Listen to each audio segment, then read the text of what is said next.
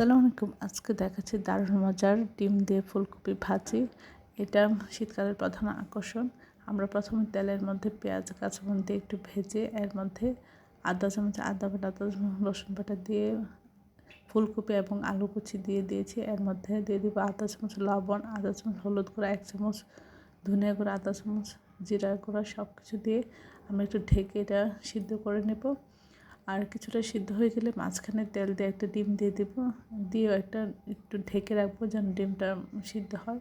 তারপরে এভাবে আমরা নাড়াচাড়া করে সব পুরো ভাজির সাথে মিশিয়ে দিব। এভাবে আমরা এই ভাজিটা করলে এটা খেতে অসাধারণ লাগে। এটা ভাত রুটির সাথে খুবই মজা হয়। আশা করি এই রেসিপিটা আপনারা একবার হলেও ট্রাই করবেন। সবাই আমার চ্যানেলটি লাইক এবং শেয়ার দেবেন, সাবস্ক্রাইব করবেন এবং প্রিয়জনকে বেশি বেশি করে শেয়ার দেবেন। আমার চ্যানেলে সব রকম রান্নার রেসিপি রয়েছে, আশা করি দেখবেন।